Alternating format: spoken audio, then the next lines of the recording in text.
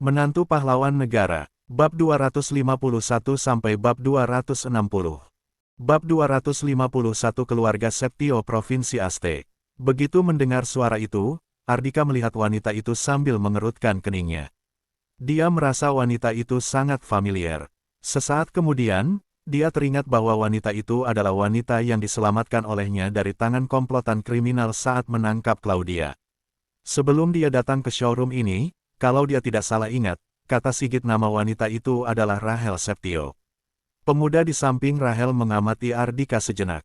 Tepat pada saat ini pula, Tarno menghampirinya dan bertanya dengan sopan, "Halo, apa kamu datang ke showroom mobil Neptus untuk melihat-lihat mobil?"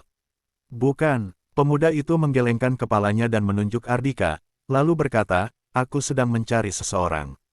"Dia orangnya." Tarno menatap Ardika dengan tatapan terkejut, lalu bertanya dengan hati-hati, "Apa kamu ada urusan mencarinya?" "Kamu nggak perlu ikut campur." Pemuda itu berkata dengan ekspresi arogan, sepertinya dia sudah membuat masalah di sini. Melihat sikap arogan lawan bicaranya, Tarno merasa agak kesal.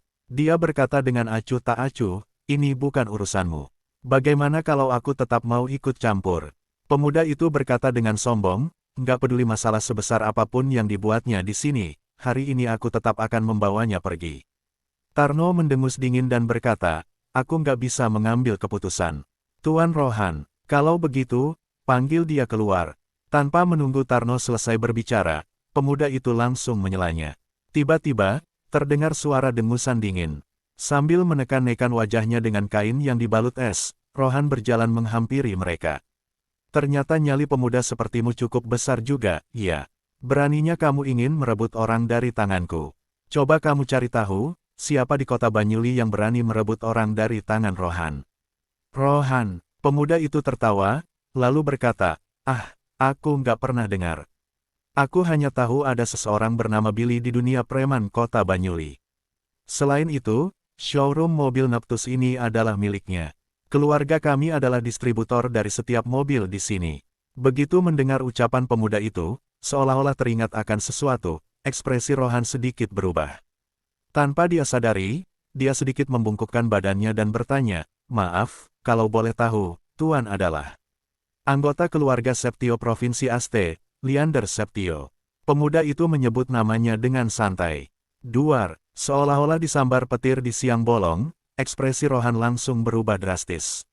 Provinsi Aste terletak di sebelah utara Provinsi Denpapan, keluarga Septio adalah keluarga terkemuka di Provinsi Aste. Boleh dibilang keluarga besar ini adalah pendukung terbesar Billy. Billy adalah distributor mobil terbesar di kota Banyuli, boleh dibilang dia sudah hampir memonopoli semua transaksi jual beli mobil di kota Banyuli. Baik transaksi mobil baru maupun mobil bekas, tetap harus melalui tangannya. Sementara itu, keluarga Septio Provinsi Aste adalah distributor mobil terbesar di Provinsi Denpapan. Seperti yang dikatakan oleh Leander, setiap mobil yang ada di showroom mobil Neptus didistribusikan oleh keluarga Septio. Setelah mendengar ucapan Leander, Rohan makin membungkukkan badannya dan berkata, "Ternyata Tuan Muda Leander, ya. Maaf atas kelancanganku, jangan beromong kosong lagi." Leander melambaikan tangannya, lalu bertanya, "Apa sekarang aku sudah boleh membawa Ardika pergi?" "Tentu saja boleh, Tuan Muda Leander, silakan bawa dia pergi." Walaupun Rohan enggan melepaskan Ardika pergi begitu saja, tetapi dia tidak berani menolak permintaan Leander. Melirik para staf showroom yang mengepung Ardika, Leander memerintah dengan dingin, "Suruh orang-orang ini bubar." Tarno segera bereaksi. Dia buru-buru membubarkan semua staf showroom. "Apa kalian tidak mendengar ucapan Tuan Muda Leander? Cepat, bubar, cepat bubar semuanya." Setelah membubarkan semua staf showroom, dia berjalan menghampiri Ardika lagi. Dia tidak mengerti bagaimana Ardika bisa berhubungan dengan anggota keluarga Septio Provinsi Aste. Hari ini, Rohan tidak akan bisa membalas tamparan dari Ardika lagi. Dia benar-benar mengagumi keberuntungan Ardika. "Ardika, aku benar-benar minta maaf. Tadi hanya kesalahpahaman belaka. Aku akan memberimu satu mobil balap lagi sebagai bentuk permintaan maafku." Tarno memasang ekspresi tenang, sama sekali tidak terlihat beberapa saat. Sebelumnya dia baru mengatakan ingin membunuh Ardika. Kecepatan perubahan ekspresinya jauh lebih cepat dibandingkan membalikkan buku. Hal ini membuat Ardika sangat takjub. Ardika berkata dengan acuh tak acuh, aku nggak butuh mobil balap lagi. Nanti minta anak buahmu untuk mengantarkan sebuah mobil dengan ruang lebih luas ke rumahku. Oke, oke, aku akan segera mengaturnya. Melihat Leander dan Rahel sudah berjalan menghampiri Ardika, Tarno bergegas meninggalkan tempat itu. Setelah berdiri di hadapan Ardika, Rahel berkata dengan ekspresi senang, Kak Ardika, namaku Rahel. Apa kamu masih mengingatku? Kala itu, kamu yang menyelamatkanku dari tangan komplotan penjahat. Aku datang untuk menyampaikan rasa terima kasihku padamu. Bab 252-200 miliar sebagai ungkapan terima kasih. Ada apa ini? Bukankah mereka datang untuk mencari perhitungan dengan Ardika? Kenapa malah menjadi berterima kasih padanya?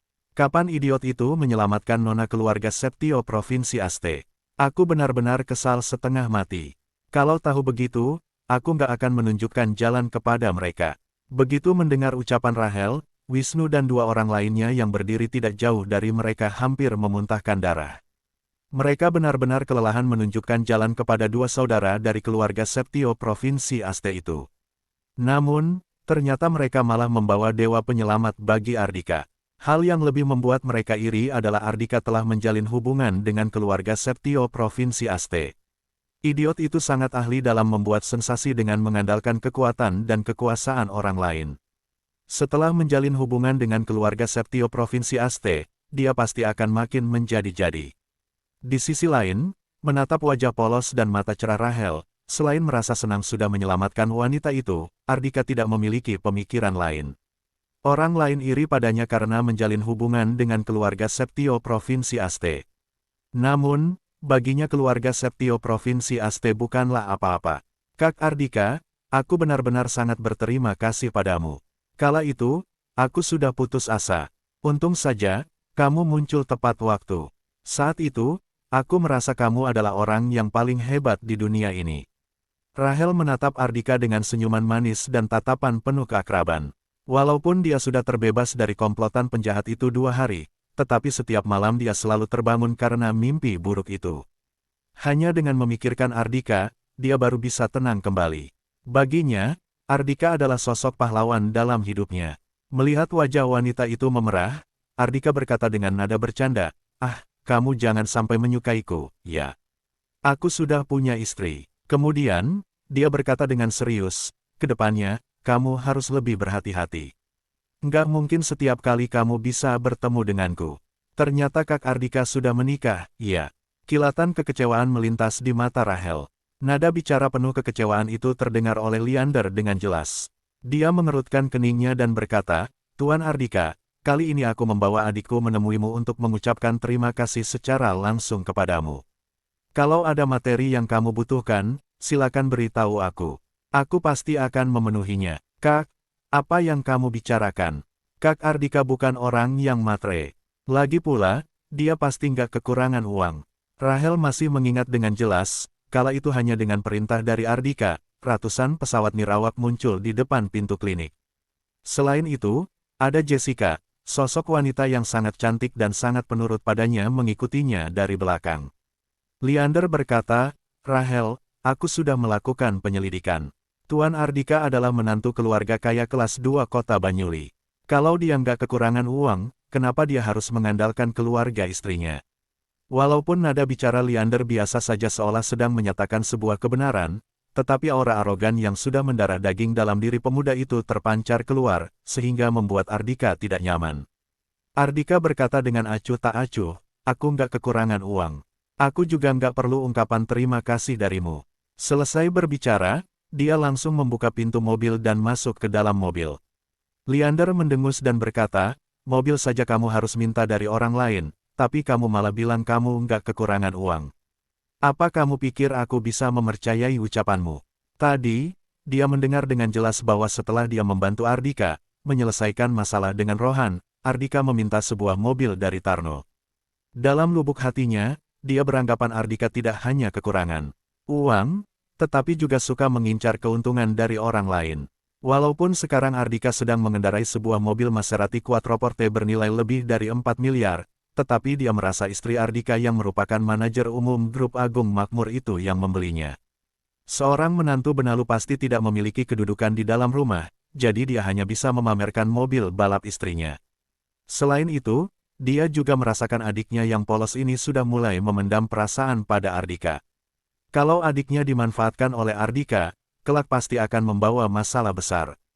Karena itulah, Leander makin meyakini keputusannya untuk memutuskan hubungan mereka dengan Ardika dengan menggunakan uang. Tiba-tiba, Leander berkata, "Ardika, aku bisa memberimu 200 miliar sebagai ungkapan terima kasih karena telah menyelamatkan adikku." Bab 253 Keserakahan membawa petaka. Selesai berbicara, Leander langsung melambaikan tangannya kepada pengawalnya. Melihat lambaian tangan majikannya, pengawal itu segera mengeluarkan buku cek dan menuliskan 200 miliar. Setelah menandatangani dan menulis namanya, Leander merobek selembar cek, lalu menyodorkannya ke jendela mobil. "Nah, ini untukmu. Mulai sekarang uang 200 miliar ini menjadi milikmu. Kamu bisa pergi ke Bank Sejahtera dan mentransfer uang ini ke rekeningmu. Nanti aku akan memberitahu penanggung jawab rekening ini." Khawatir Ardika tidak mengerti cara pemakaian cek tersebut, dia memberi sedikit penjelasan dengan sabar. Kenapa idiot itu bisa begitu beruntung? Apa dia layak mendapatkan uang sebesar 200 miliar sebagai ungkapan terima kasih? Kenapa bukan kita yang menyelamatkan Nona Rahel? Pandangan Wisnu dan Wulan yang berdiri tidak jauh dari sana tercengang melihat pemandangan itu. Mereka hampir saja meneteskan air liur. Saat ini, mereka ingin sekali menjadi Ardika dan langsung mengulurkan tangan mereka untuk menerima cek itu. Bagi mereka, Ardika seperti sudah menang lotre. Namun, Ardika tidak mengulurkan lengannya untuk menerima cek tersebut. Dia menatap Leander dengan tatapan dingin dan berkata, "Siapa yang butuh uangmu? Minggir sana, jangan menghalangi jalanku." Tentu saja Ardika memahami isi benak Leander. Pemuda itu ingin menggunakan 200 miliar ini untuk memutuskan hubungan dengannya dan menganggapnya sebagai balas budi karena sudah menyelamatkan Rahel. Bagi tuan muda keluarga kaya seperti Leander, selama bisa menyelesaikan urusan dengan uang, mereka tidak akan menggunakan cara lain. Namun, di mata Ardika, tindakan seperti ini benar-benar konyol. Apa dia adalah seseorang yang kekurangan uang sebesar 200 miliar? Kala itu, demi Luna, dia bisa langsung meminta Henry untuk membeli asosiasi bahan bangunan sebesar puluhan triliun. Asosiasi bahan bangunan bukan bisnis yang menguntungkan, bahkan boleh dibilang bisnis yang merugikan. Di pasar investasi, tidak akan ada seorang pun yang mengeluarkan dana sebesar puluhan triliun untuk membelinya. Itu sama saja dengan membakar uang. Namun, Ardika sama sekali tidak peduli. Selama Luna bahagia, itu sudah lebih dari cukup untuknya. Jangankan puluhan triliun, bahkan ratusan triliun juga tidak masalah baginya. Dia sama sekali tidak kekurangan uang. Namun, Leander tidak berpikir demikian. Dia beranggapan Ardika merasa nominal 200 miliar kurang besar.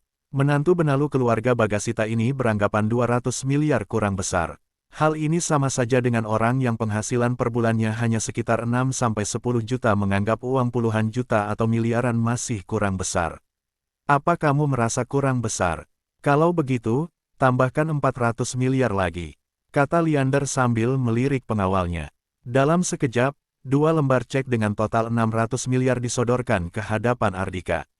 Kalau begitu, 600 miliar. Aku memberimu 600 miliar sebagai balas budi karena kamu sudah menyelamatkan adikku. Bagaimana? Astaga, 600 miliar. Cepat terima. Kali ini, bukan hanya Wisnu dan Wulan, bahkan napas David sudah mulai tidak teratur. Tuan muda keluarga Septio Provinsi Aste ini benar-benar murah hati. Wulan sudah mulai terpana pada pemuda itu.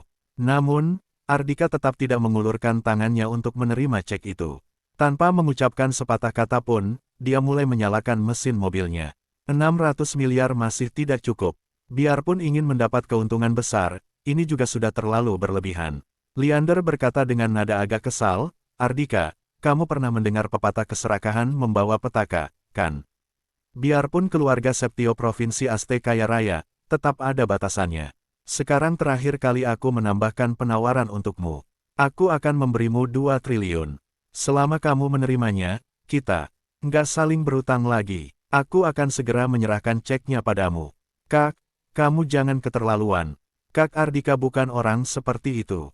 Melihat kakaknya makin keterlaluan, Rahel tidak bisa menahan dirinya lagi.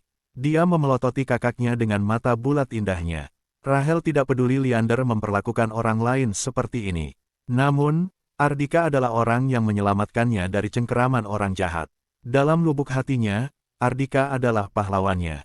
Rahel, jangan ikut campur. Kalau bisa memutuskan hubungan dengan orang serakah sepertinya, nggak masalah mengeluarkan 2 triliun. Setelah mengucapkan beberapa patah kata itu kepada adiknya, Leander meremas 2 cek dalam genggamannya, lalu melambaikan tangannya kepada pengawalnya lagi.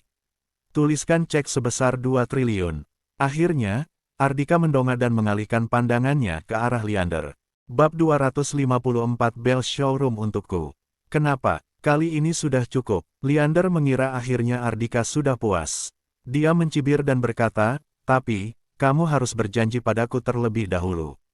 Kelak, kita nggak punya hubungan apa-apa lagi dan jangan memberitahu orang lain bahwa kamu sudah menyelamatkan anggota keluarga Septio Provinsi Aste. Dia tidak ingin Ardika memanfaatkan nama keluarga Septio Provinsi Aste untuk melakukan hal buruk dan merusak reputasi keluarga mereka. Ardika tersenyum dan berkata, tadi kamu bilang namamu Leander, kan? Aku hanya ingin mengingatkanmu satu hal. Sepertinya kamu perlu mengingat-ingat kembali batas nominal penggunaan selembar cek. Selesai berbicara, dia menatap Leander seperti menatap idiot. Leander tertegun sejenak, lalu menoleh dan menatap pengawalnya. Apa aku benar-benar sudah melupakan batas nominal penggunaan selembar cek? Ya, Tuan Muda. Kemudian, pengawal itu bertanya, kalau begitu, apa ceknya jadi ditulis lagi? Untuk apa ditulis lagi? Teriak Leander dengan marah. Wajahnya tampak memerah karena malu. Dia adalah Tuan Muda keluarga Septio Provinsi Aste, tetapi dia malah dipandang rendah oleh seorang menantu benalu keluarga kaya kelas 2 kota Banyuli. Berusaha menutupi ekspresi malunya, dia bertanya pada Ardika dengan dingin. Katakan saja, sebenarnya berapa banyak uang yang kamu inginkan, kamu baru puas. Ah, apa hanya uang yang bisa kamu tawarkan? Ardika tersenyum. Kemudian, dia mengamati sekelilingnya dan berkata dengan santai, begini saja, bagaimana kalau kamu membelikan seluruh showroom mobil Neptus ini untukku, maka aku akan menganggap utang budi kalian lunas. Rahel, kamu sudah lihat sendiri, kan? Tadi kamu bilang dia nggak menginginkan uang, tapi ternyata dia hanya merasa uang yang kita tawarkan kurang banyak. Melihat akhirnya Ardika menunjukkan karakter aslinya, Leander pun tertawa. Rahel menatap Ardika dengan tatapan tidak percaya. Melalui sorot matanya, bisa terlihat betapa hancurnya hati wanita itu. Apa dia benar-benar salah menilai Ardika? Melihat sorot mata Rahel, Ardika tidak memberi tanggapan. Dia sama sekali tidak ingin berhubungan dengan keluarga Septio Provinsi Aste ini. Kalau Rahel salah paham padanya, maka dia terbebas dari satu masalah. Rahel, inilah karakter asli dari masyarakat zaman sekarang. Kamu yang terlalu polos. Leander menepuk-nepuk pundak adiknya, lalu menoleh ke arah pengawalnya dan menginstruksikan, panggil Tarno ke sini.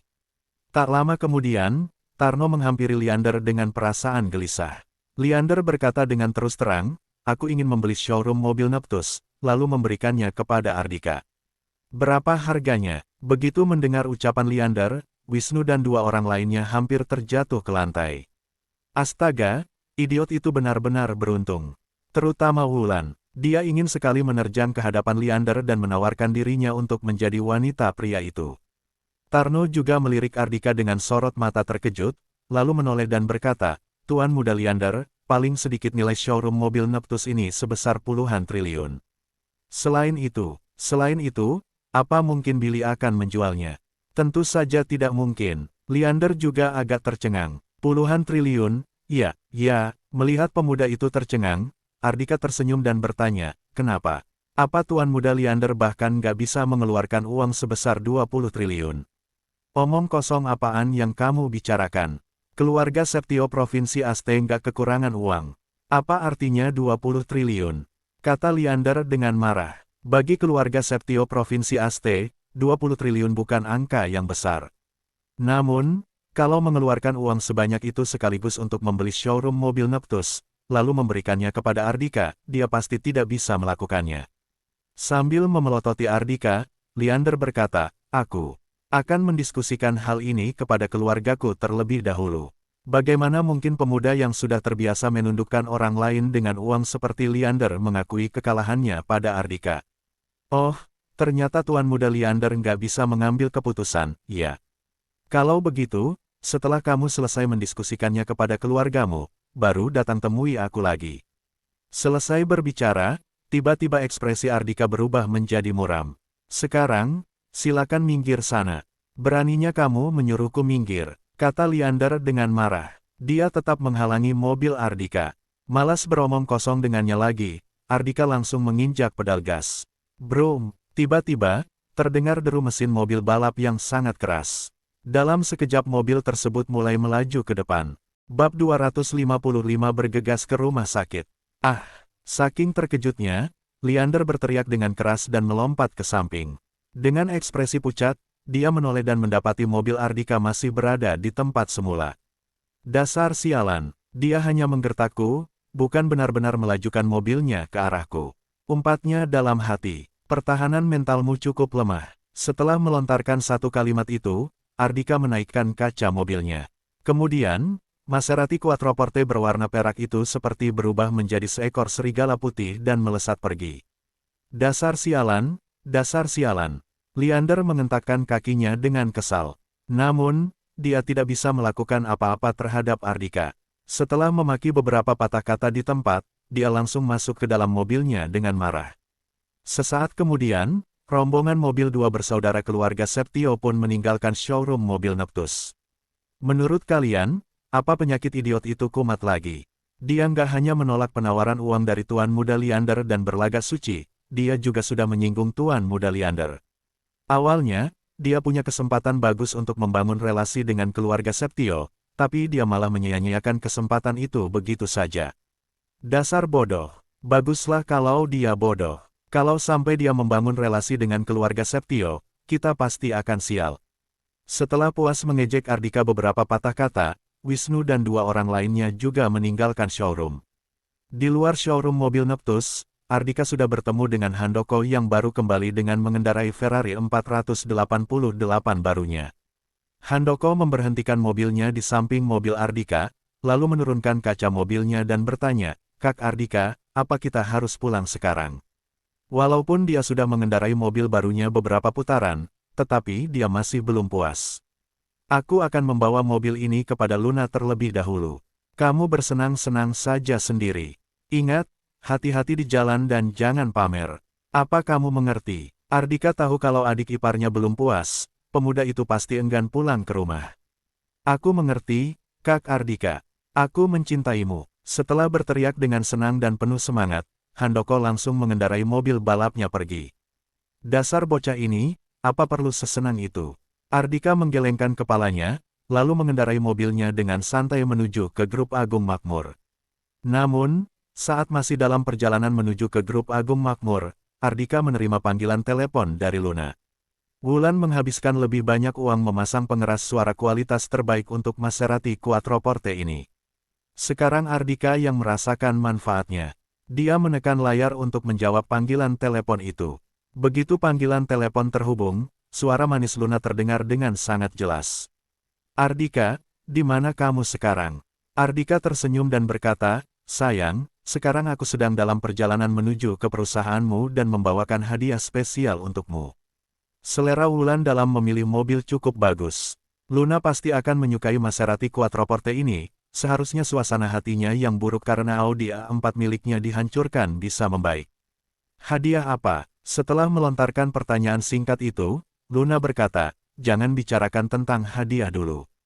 Ibuku baru saja meneleponku dan memintaku untuk membawa uang sebesar 40 juta ke rumah sakit. Sekarang aku benar-benar sangat sibuk, tolong gantikan aku pergi ke sana." "Untuk apa Desi pergi ke rumah sakit?" Tidak sempat berpikir banyak, Ardika segera menjawab, "Oke, aku akan ke sana sekarang." "Oke, kamu ke sana secepatnya." "Ya. Kamu sendiri juga tahu ibuku orangnya nggak sabar. Kalau kamu telat ke sana, dia pasti akan memarahimu. Aku akan segera mentransfer uangnya ke rekeningmu." Selesai berbicara, Luna langsung memutuskan sambungan telepon dengan tergesa-gesa. Walaupun Grup Agung Makmur sudah melewati krisis, tetapi pengaruhnya tetap besar. Sekarang, dia benar-benar sangat sibuk. Sesaat kemudian, Ardika langsung menerima sebuah notifikasi di ponselnya yang menunjukkan bahwa 40 juta sudah masuk ke rekeningnya. Sekitar 20 menit kemudian, Ardika sudah sampai di rumah sakit yang merupakan tempat Desi bekerja dulu. Bangunan rumah sakit ini sudah tua, juga relatif kecil. Tempat parkirnya juga tidak luas. Setelah memasuki area tempat parkir dan melakukan pencarian dengan susah payah, dia baru menemukan tempat untuk memberhentikan mobilnya. Di sampingnya, terparkir sebuah Mercedes-Benz GLC bernilai lebih dari 800 juta. Namun, pemilik mobil memberhentikan mobilnya dalam posisi miring. Bagian kepala mobil menempati tempat yang dipilih oleh Ardika, sedangkan bagian belakang mobil menempati tempat lainnya. Pemilik mobil juga tidak meninggalkan nomor yang bisa dihubungi. Karena Ardika tidak bisa menunda-nunda waktu lagi dan harus segera menemui Desi, dia langsung memberhentikan mobilnya di sana. Posisi mobil Ardika bertepatan memblokir mobil Mercedes-Benz GLC tersebut. Berbeda denganmu, aku nggak berhati nurani. Ardika mencari selembar kertas dan menuliskan nomor ponselnya. Setelah meletakkan kertas itu di jendela bagian depan mobilnya, Ardika bergegas pergi. Desi sedang menunggu dengan panik di luar loket pembayaran rawat inap rumah sakit. Tepat pada saat ini, seorang wanita parubaya kebetulan berjalan keluar dari departemen rawat inap. Begitu melihat Desi, wanita parubaya itu tertegun sejenak, lalu melewatinya sambil memasang seulas senyum dingin. Bukankah ini adalah Desi yang punya seorang menantu idiot? Kenapa kamu datang ke sini? Bab 256 mobil keluarga kami tidak dapat digunakan lagi. Novi, aku punya kaki sendiri. Kenapa aku nggak bisa datang ke sini? Begitu melihat wanita itu, Desi juga memasang ekspresi masam. Novi adalah rekan kerjanya saat dulu dia masih bekerja di rumah sakit ini. Sebelumnya, wanita itu berselisih dengannya di Hotel Puritama, bahkan membawa sekelompok orang untuk menindasnya. Kalau dilihat dari cara bicara percaya dirimu ini, orang yang nggak tahu pasti akan mengira kamu kembali bekerja di sini lagi. Novi berkata dengan nada sinis, kecelakaan medis yang terjadi beberapa tahun yang lalu dan kasus kamu dikeluarkan dari rumah sakit sudah tersebar luas. Kemarin, Wakil Direktur Rumah Sakit, Pak Ganang Santosa baru saja mengungkit hal ini denganku. Kenapa kamu begitu nggak tahu malu dan kembali lagi? Kalau aku adalah kamu, aku nggak akan menginjakkan kakiku ke tempat ini lagi selamanya. Bahkan, aku juga tidak akan melewati rumah sakit ini. Kamu benar-benar nggak tahu malu. Ucapan wanita parubaya itu membuka luka di dalam hati Desi. Ekspresinya berubah drastis. Desi menarik napas dalam-dalam dan enggan menunjukkan kelemahannya. Dia berkata, kamu mengataiku nggak tahu malu. Kamu sendiri juga nggak tahu malu. Apa kamu sudah lupa keluarga siapa yang sebelumnya ditampar dan diusir dari Hotel Puritama? Setelah dipermalukan seperti itu, kalau aku menjadi kamu, aku pasti merasa malu pergi bekerja. Ekspresi Novi langsung berubah drastis. Kejadian itu baru terjadi beberapa hari yang lalu. Hingga saat ini, kejadian itu masih segar dalam ingatannya. Bahkan, samar-samar dia masih bisa merasakan sakit di wajahnya. Karena itulah, begitu melihat Desi, dia tidak bisa menahan diri untuk menyindir lawan bicaranya itu. Namun, Novi juga ahli dalam bertengkar. Dia segera melontarkan ucapan balasan. Peter yang memukul kami, bukan kamu. Apa yang kamu banggakan, Desi? Peter membelamu seperti itu, aku mengira dia menyukai putrimu, bahkan sudah menjadi menantumu. Tapi, aku dengar putrimu masih bersama dengan menantu idiotmu itu. Apa Tuan Muda Peter sudah puas mempermainkan putrimu dan mencampakkannya? Kata-kata tajam ini langsung membuat emosi Desi memuncak. Novi, putrimu yang dipermainkan dan dicampakkan oleh orang lain. Karena amarahnya sudah di luar kendalinya, Desi berteriak dengan histeris dan menarik perhatian banyak orang. Melihat pemandangan itu, ekspresi Novi berubah lagi. Dia segera menurunkan volume suaranya dan berteriak dengan nada rendah, wanita gila, diam kamu. Kalau kamu nggak diam, percaya atau nggak aku akan mencabik-cabik mulutmu. Dia tidak ingin karena bertengkar dengan Desi malah mencoreng nama baik putrinya. Desi berhenti berteriak, dia memelototi Novi dan berkata, kalau kamu berani mengatai hal buruk tentang putriku lagi, aku akan mengatai putrimu di rumah sakit setiap hari. Lagi pula, aku nggak bekerja di sini lagi. Jadi, aku nggak peduli. Desi, kamu adalah wanita keji dan nggak tahu malu. Novi mengentakkan kakinya dengan kesal. Tiba-tiba, pandangannya beralih ke sosok di belakang Desi. Kemudian, dia mendengus dingin dan berkata, "Aku malas berbicara denganmu lagi. Putriku dan menantuku sudah datang." Sambil menggandeng lengan Raymond, Yunita menghampiri ibunya dan berkata, "Ibu, ayo kita pergi. Kami datang secara khusus untuk menjemputmu dan membawamu pergi makan enak." Selesai berbicara, mereka menyadari keberadaan Desi. Ekspresi pasangan itu langsung berubah menjadi muram. "Oh, ternyata bibi Desi juga berada di sini," sapa pasangan itu dengan acuh tak acuh. Desi hanya mendengus, Din sama sekali tidak memedulikan mereka. Novi meliriknya sejenak. Tiba-tiba, dia tersenyum dan berkata, "Raymond, kamu sudah mengambil mobil barumu, kan?" "Tentu saja, Bu. Bukankah aku sudah berjanji pada Ibu? Setelah aku mengambil mobil baruku pagi ini, aku akan membawa Ibu pergi makan makanan lezat. Aku juga sudah memesan tempatnya. Kali ini, tempatnya jauh lebih mewah dan berkelas dibandingkan Hotel Puritama. Kejadian sebelumnya nggak akan terulang lagi." Dari gaya bicaranya sudah jelas bahwa Raymond juga bukan orang baik. Sejak kejadian di Hotel Puritama kala itu, dia sudah menaruh dendam pada Desi. Jadi, dia sengaja membuat Desi kenal. Novi tersenyum dan bertanya, "Oh, baguslah kamu sudah mengambilnya. Berapa harganya?" "Mercedes-Benz GLC bernilai sekitar 1 miliar. "Wah, semahal itu?" "Ya." Novi memasang ekspresi terkejut. Sebenarnya dari awal dia sudah mengetahui hal ini. Yunita berkata dengan nada berpura-pura tidak senang, "Aku sudah memberitahu Raymond jangan membeli mobil semahal itu. Mobil SUV bernilai 600 juta saja sudah cukup, tapi dia bersikeras membelinya. Mobil seperti itu ruangnya terlalu sempit. Kelak kalau kami sudah punya anak, harus mengganti mobil lagi. Jadi, sebaiknya dibeli dulu sekarang. Lagi pula, 1 miliar juga nggak seberapa. Demi kenyamanan istri, ibu dan ayah mertuaku, aku nggak masalah," kata Raymond sambil tersenyum, seolah-olah 1 miliar bukan apa-apa baginya. "Wah, menantuku ini benar-benar hebat." Novi mengalihkan pandangannya ke arah Desi yang sudah memasang ekspresi masam, lalu berkata dengan nada menyindir, "Desi, di mana menantu idiotmu itu? Walau dia hanya menantu yang mengandalkan keluargamu, seharusnya dia juga punya sebuah mobil zaman sekarang. Kalau menikah, pihak wanita punya mahar, kan? Apa mungkin sampai sekarang kalian hanya punya mobil Audi A4 bernilai 600 juta? Mobil Audi A4 keluarga kami sudah nggak bisa digunakan lagi." Saat ini, tiba-tiba seseorang berjalan menghampiri mereka. Bab 257 ganti mobil balap.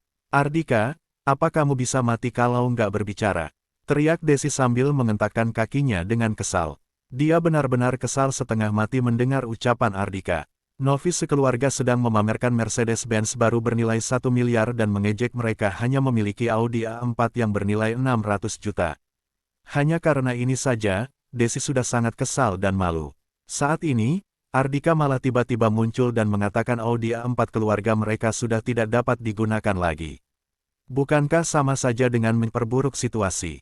Sekarang, dia benar-benar ingin sekali melayangkan tamparan ke wajah idiot itu.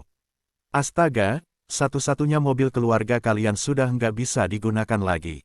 Novi langsung tertawa dan berkata dengan bangga, "Kalau begitu, Desi, kelak keluargamu sudah nggak punya mobil lagi, mau kemana pun jadi nggak praktis." Cih, benar-benar menyedihkan. Desi hanya memasang muram tanpa mengucapkan sepatah kata pun.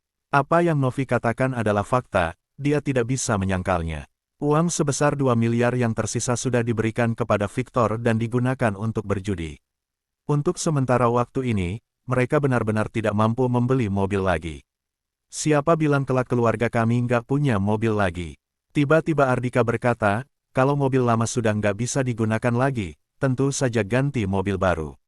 Raymond menatap Ardika dengan tatapan mempermainkan dan bertanya, "Oh, kalau begitu, kalian berencana mengganti mobil apa?" "Mobil balap." Ardika melirik pria itu sejenak. Dia merana pria itu sangat familiar, sepertinya sudah pernah ditampar olehnya. "Mobil balap." Novi sekeluarga tertegun sejenak, lalu tertawa terbahak-bahak. "Hahaha, apa menantu benalu sepertimu mampu membeli mobil balap? Hati-hati kalau bicara, nanti lidahmu keseleo. Kalau mau membual, pikirkan dulu baik-baik. Keluarga kalian masih ada seseorang yang duduk di kursi roda. Menurutku, sebaiknya mengeluarkan uang 40 juta untuk membeli mobil biasa, itu lebih bermanfaat. Ya, mobil balap nggak akan bisa muat kalian sekeluarga. Novi sekeluarga mengejek Ardika. Mereka menganggap ucapan Ardika sebagai lelucon. Ardika berkata dengan acuh tak acuh, kalian nggak perlu mengkhawatirkan hal itu, aku membeli satu mobil balap untuk istriku, satu mobil mewah dengan ruang yang luas untuk ayah mertuaku, serta membeli satu mobil balap untuk adik iparku. Jadi, masalah yang kalian sebut itu sudah terselesaikan. Novi sekeluarga menatap Ardika dengan lekat. Tiba-tiba, mereka tertawa terbahak-bahak lagi. Membual saja lagi. Satu mobil saja kalian nggak sanggup beli. Bagaimana mungkin kalian sanggup membeli 3 mobil sekaligus? Kenapa kamu nggak sekalian bilang kamu membeli kereta api cepat dan kapal induk saja? Mereka terus tertawa terbahak-bahak, sampai-sampai hampir meneteskan air mata. Di sisi lain, Desi yang sudah malu setengah mati hampir meneteskan air mata. Dasar idiot, bicara omong kosong apa kamu di sini? Apa kamu merasa belum cukup malu? Kalau bukan karena takut Novi mengejeknya bertemperamen buruk, Desi benar-benar ingin melayangkan tamparan keras ke wajah Ardika. Idiot ini benar-benar nggak bisa mengubah kebiasaannya, hanya tahu membual saja. Pikir Desi. Ardika berkata, Ibu, aku hanya berbicara sesuai fakta. Aku benar-benar sudah membeli mobil balap. Tadi, aku mengendarainya ke sini dan memberhentikannya di tempat parkir. Aku bisa membawa ibu ke sana untuk melihatnya sekarang juga. Dia ingin membawa Desi ke tempat parkir untuk melihat mobil balap Maserati Quattroporte itu, agar ibu mertuanya bisa membanggakan diri di hadapan Novi sekeluarga. Diam kamu, teriak Desi dengan marah. Bagaimana mungkin dia mempercayai ucapan Ardika? Begitu mendengar pembicaraan antara ibu mertua dan menantu idiot itu, Novi sekeluarga makin bahagia. Desi, menantumu ingin menunjukkan mobil balap baru kepadamu, ikuti saja dia ke tempat parkir. Mungkin saja dia benar-benar membeli mobil balap. Raymond berkata dengan nada menyindir, siapa tahu kebetulan ada mobil balap di tempat parkir. Dia bilang mobil balap itu adalah miliknya, tapi nggak ada bukti mobil balap itu adalah miliknya.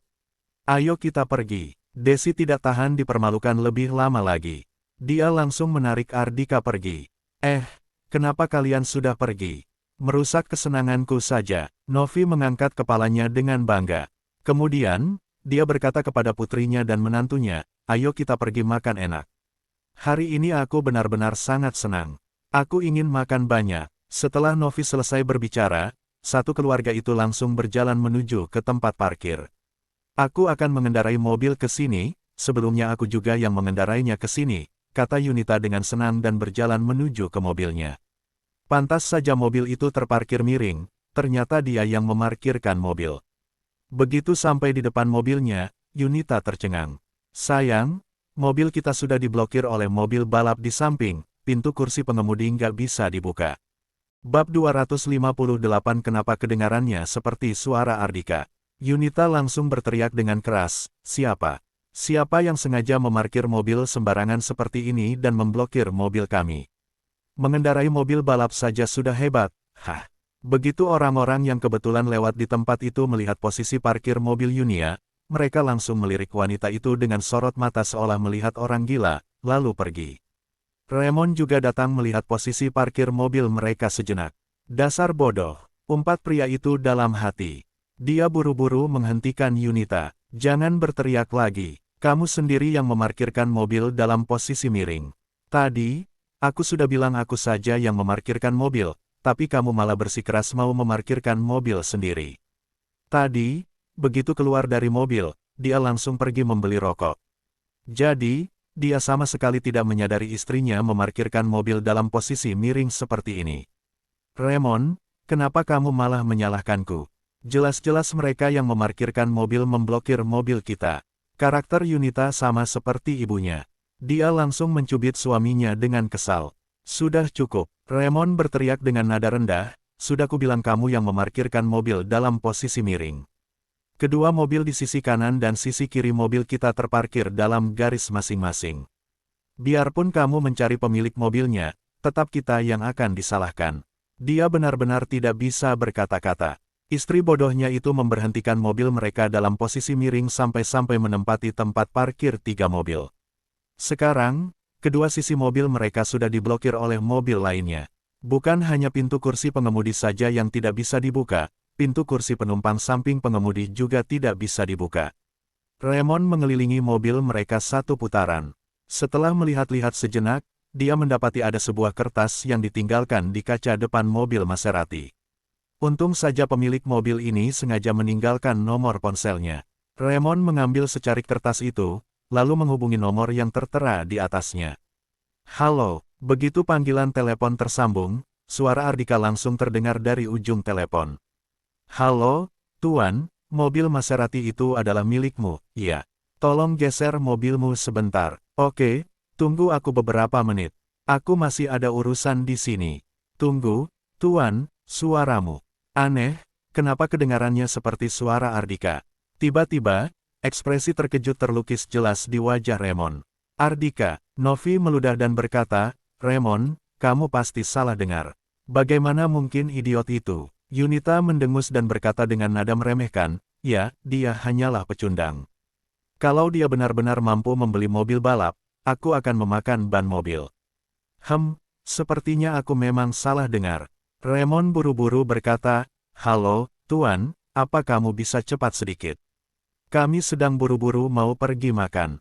Halo, ada apa orang ini? Kenapa dia memutuskan sambungan telepon begitu saja? Raymond meletakkan ponselnya dengan marah. Kalau begitu, apa yang harus kita lakukan? Kalau dia nggak datang-datang juga, apa kita harus tetap menunggu di sini? Sebuah ide buruk terlintas dalam benak Yunita. Bagaimana kalau kita menggunakan kunci mobil untuk membuka atap mobil kita, lalu merangkak masuk ke dalam mobil, lalu mengeluarkan mobil kita secara paksa? Mendengar ucapan istrinya, Raymond terkejut bukan main. Apa kamu sudah gila? Bagaimana kalau Maserati di samping mobil kita tergores? Plat mobilnya saja belum diganti, jelas-jelas itu adalah mobil baru. Selain itu, Maserati ini juga sudah dimodifikasi secara khusus. Siapa yang tahu harganya berapa miliar? Apa kamu sanggup mengganti rugi? Yunita hanya mendengus tanpa mengucapkan sepatah kata pun lagi. Novi segera membujuk putrinya. Kita tunggu saja. Pemilik mobil itu sudah bilang dia akan segera datang. Kan, lagi pula, orang yang punya mobil balap seperti ini pasti berlatar belakang nggak biasa, bukan seseorang yang bisa kita provokasi. Apa boleh buat, kita terpaksa harus tunggu. Di sisi lain, seulas senyum jahat tersungging di wajah Ardika saat dia memasukkan ponselnya ke dalam saku. Dia tidak menyangka, mobil Mercedes yang diblokir oleh mobilnya adalah milik Raymond. Rasakan kalian, siapa suruh kalian memandang rendah orang? Gumam Ardika pada dirinya sendiri. Kamu bergumam apa lagi? Desi memelototinya, lalu bertanya, oh ya, aku meminta Luna untuk kesini, kenapa malah kamu yang kesini? Ibu, Luna sangat sibuk dengan pekerjaannya. Aku yang datang juga sama saja, kan? Desi mendengus dan berkata, kamu bilang kamu yang datang juga sama. Kamu datang hanya mempermalukanku saja. Aku sama sekali nggak ingin bertemu denganmu. Ardika tidak mengucapkan sepatah kata pun. Ayo, kita ke lantai atas. Dengan memasang ekspresi dingin, Desi berjalan di depan, sedangkan Ardika mengikutinya dari belakang. Tak lama kemudian, mereka sudah sampai di sebuah bangsal di lantai 6. Begitu melihat mereka memasuki bangsal, Darius dan Susi langsung bertanya dengan marah, hei, kenapa kalian baru datang sekarang? Apa kalian sudah membawa uang untuk biaya rawat inap Victor? Melihat Victor yang berbaring di atas tempat tidur, ekspresi Ardika langsung berubah menjadi muram. Bab 259 menyuruh Ardika menjadi perawat. Awalnya Ardika mengira Desi datang berobat ke rumah sakit dan kekurangan uang, jadi istrinya memintanya untuk membawa uang ke sini. Sekarang dia baru mengerti, ternyata uang 40 juta itu untuk Victor. Ya, kami sudah membawanya. Sesuai permintaan kalian, 40 juta. Setelah memasuki bangsal, Desi bertanya dengan perhatian, Victor, kamu nggak apa-apa, kan? Victor sedang menyilangkan kakinya seperti seorang bos besar. Mendengar ucapan Desi, dia hanya mendengus dan menunjukkan ekspresi tidak senang. Nggak apa-apa katamu, apa kamu nggak lihat bagaimana kondisi Victor sekarang? Susi memelototi Ardika dan berkata, kalau semalam menantu pecundangmu ini mengeluarkan Victor dari tempat itu lebih cepat, dia nggak akan dipukuli sampai seperti ini. Semalam Ardika yang sudah menyelamatkan Victor. Namun, alih-alih berterima kasih, wanita itu malah menyalahkan Ardika tidak menyelamatkan putranya lebih cepat. Mendengar ucapan Susi, Desi tidak mengucapkan sepatah kata pun. Ardika bukanlah orang yang penyabar. Dia berkata dengan dingin, dihajar termasuk konsekuensi ringan untuknya. Siapa suruh dia pergi berjudi? Kalau bukan karena semalam aku menyelamatkannya, mungkin saja dia sudah mati. Darius memukul kepala tempat tidur, lalu bangkit dan memarahi Ardika, bicara apa kamu? Kamu nggak berhak mengatai putraku seperti itu. Susi juga memarahi Ardika dengan volume suara yang tinggi, memang kenapa kalau putraku pergi berjudi? Walau dia berjudi, dia tetap lebih hebat dibandingkan menantu benalu sepertimu, seharusnya kamu yang dihajar sampai mati. Di dalam bangsal itu, masih ada 2 pasien lain.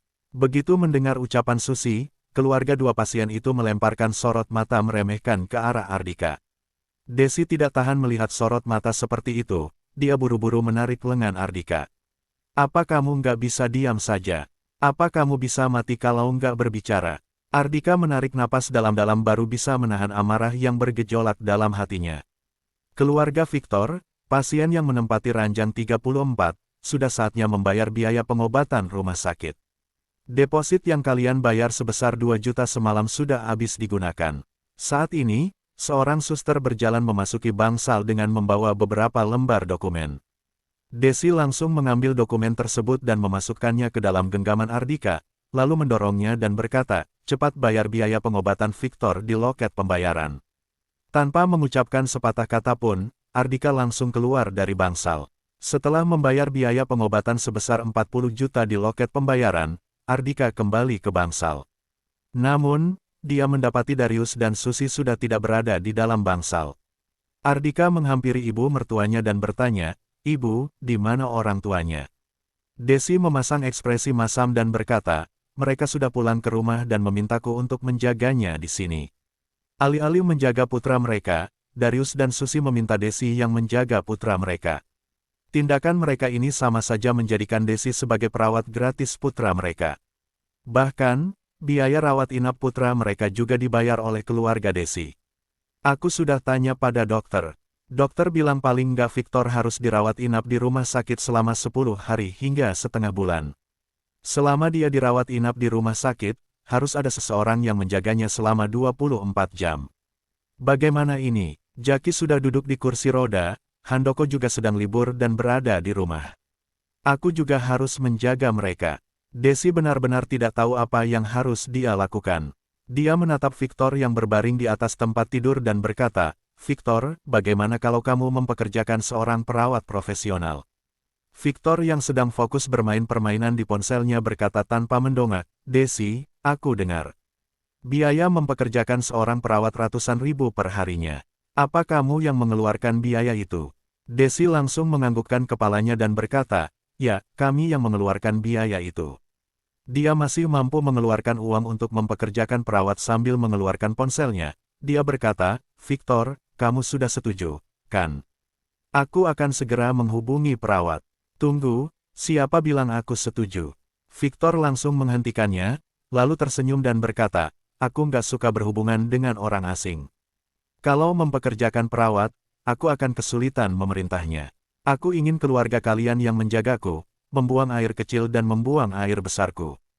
Begitu mendengar ucapan Victor, ekspresi Desi langsung membeku.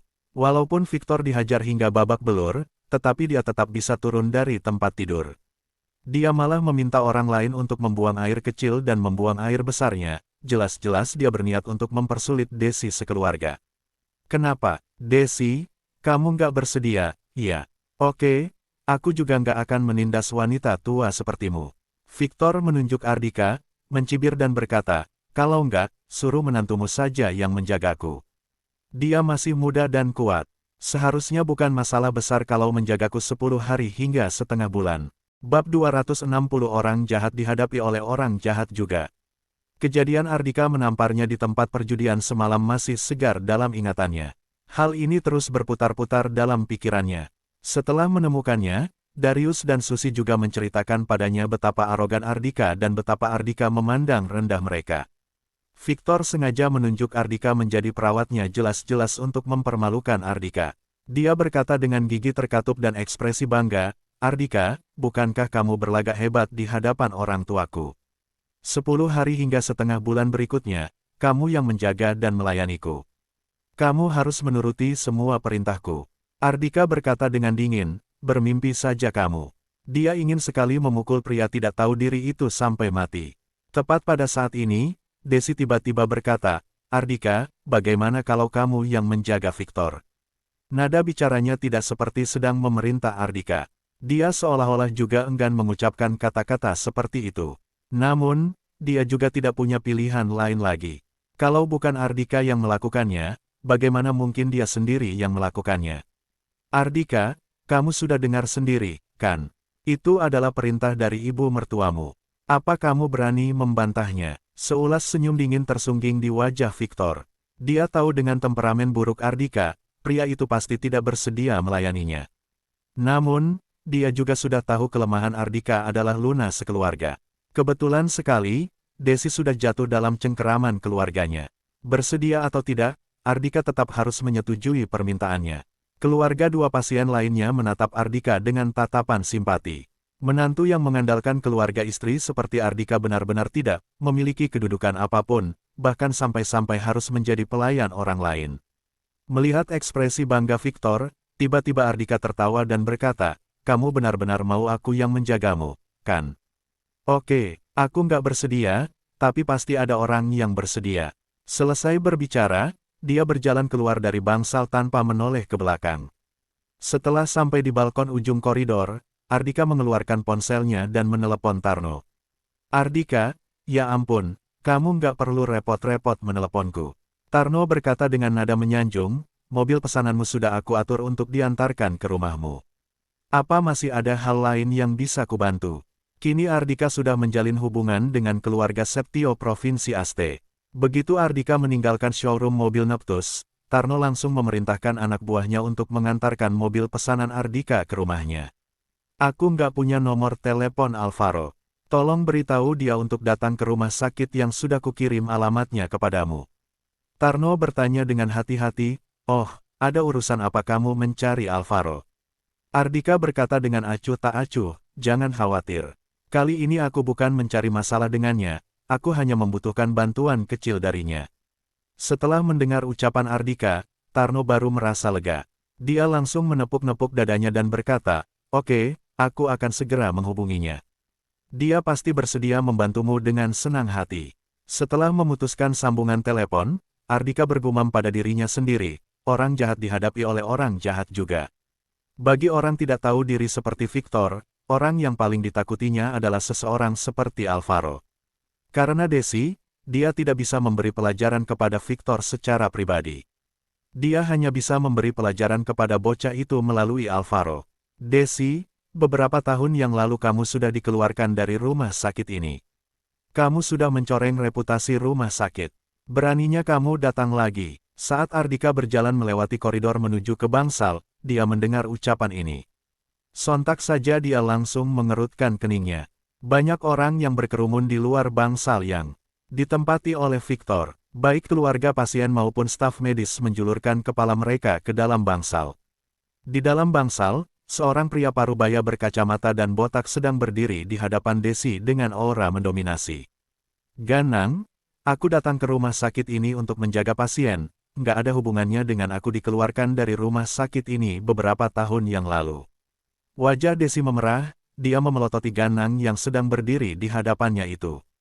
Ganang adalah wakil direktur rumah sakit ini. 5 tahun yang lalu, dia adalah rekan kerja satu departemen dengan Desi. Berhubung keduanya adalah wakil kepala departemen, jadi mereka selalu bersaing satu sama lain.